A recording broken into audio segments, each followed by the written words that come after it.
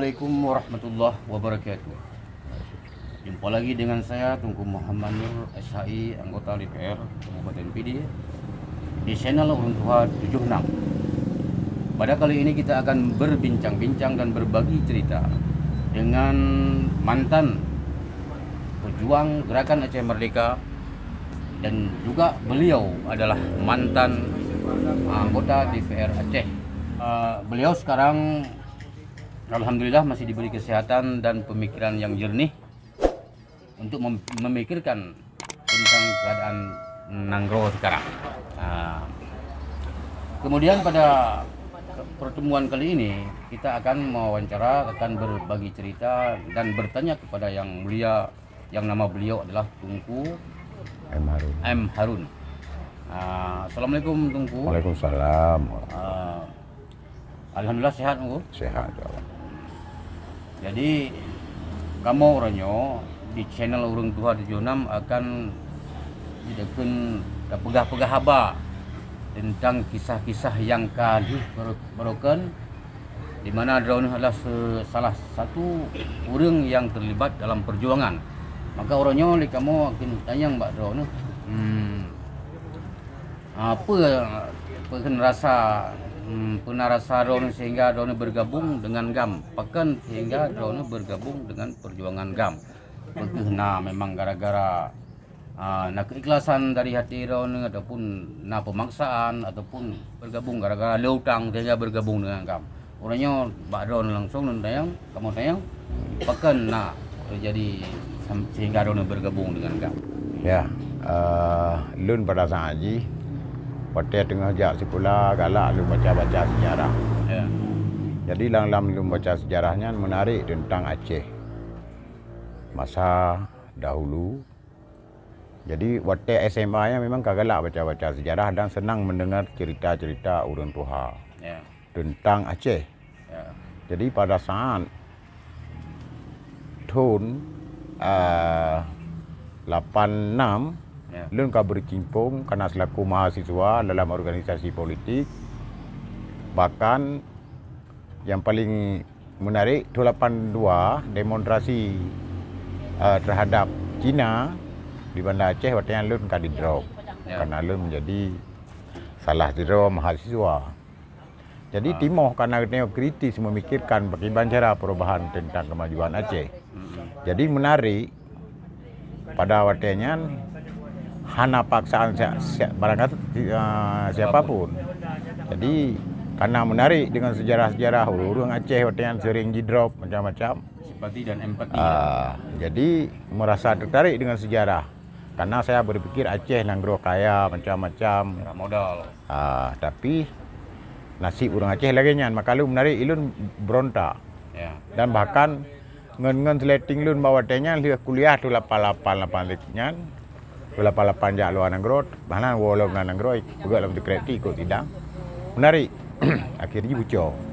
Tapi tentang keikhlasan perjuangan tentang Aceh Merdeka cukup menarik. Karena kita sering mengikuti sejarah-sejarah awal tentang Aceh. Ya. Jadi dalam halnya lu memang secara pribadi menarik dan tidak ada paksaan siapapun. Bahkan keluarga melarang. Ya. Pernah katakan oleh keluarga hanya puput huluan Nanggro lom. Gata ada ibarat bak kaya kali dah pula nyo karai mobo. Jadi nyo menteng lum tetap prinsip lum tonton mendodo lum berangkat luar. Jadi nunggu berangkat luarnya dengan pendidikan ataupun merantau ataupun pendidikan militer. Pendidikan militer memang. Jadi nunggu pernah mengikuti pendidikan militer di negara Libya. Dia sama dengan Ronaldo adalah sebagai Tripoli. Berarti untuk orangnya sampai orangnya kan kalian setelah tunggu bergelut dalam perjuangan begitu lama, orangnya terjadi perdamaian antara GAM dengan RI orangnya. Kiban menurut tunggu pernah jeroh ataupun pernah kekecewaan yang kiban jawaban. Menurut lun karena dia berpikir secara dewasa. Karena hana perang dalam dunia ini anakku untuk selesaikan dengan budi. Ya. Maka terjadi perdamaiannya untuk menyelesaikan perang. Ya.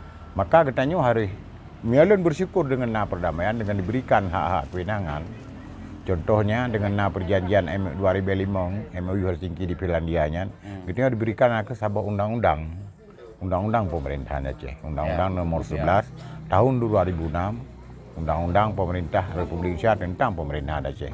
Ini sangat menarik. Sekalipun katanya memang dalam hal pasal demi pasalnya memang yang memang hanya sesuai, terutama yang paling kecewa, kita yang mengharapkan dalam UU-PA-nya Bandung poin-poin MOU Helsinki yang tercantum dalam buku hijaunya, dimasukkan dalam undang-undang pemerintahan Aceh. Jadi kalau saya itu yang saya mengharapkan. Jadi kalau masalah kecewaan, tidak ada kecewaan. Ini harus perjuangan secara politik. Jadi perdamaian ini kalau saya pikirlah rahmat. Dan memang harus kita jaga. Karena dalam perdamaian inilah bagaimana kita perang politik. Inilah yang dikatakan perang politik. Ini membutuhkan kesabaran yang sangat banyak. Saya sangat mendukung dengan adanya UU-PA di Aceh. Cuman dalam menjalankan ini ya masih banyak tantangan-tantangan yang memang kadang-kadang banyak saudara-saudara kita tidak memahami tentang kekhususan Aceh dengan undang-undang pemerintahan Aceh. Karena dalam sistemnya begini. Ini kelemahan-kelemahan UU-PA ini harus diperbaiki. Kita mengharapkan revisi UU-PA ini lebih cepat, lebih bagus. Dan semua pasal-pasal dan poin-poin MOU Helsinki harus dimasukkan dalam undang-undang pemerintahan Aceh. Itu yang kita harapkan ke depan. Jadi ada di kalangan masyarakat, bahkan di kalangan orang GAM sendiri, yang kecewa dengan perjanjian MOU Helsinki itu.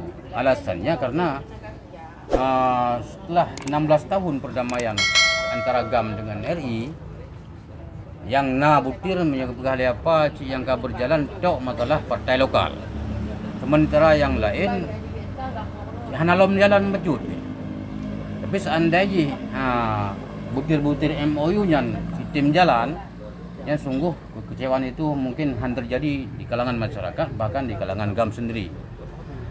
Jadi menurut engkau kalian orangnya, menurut pendapat engkau, kalian secara real di lapangan, pada persen jalan MOU di Aceh setelah perdamaian antara GAM dengan RI ke 16 tahun.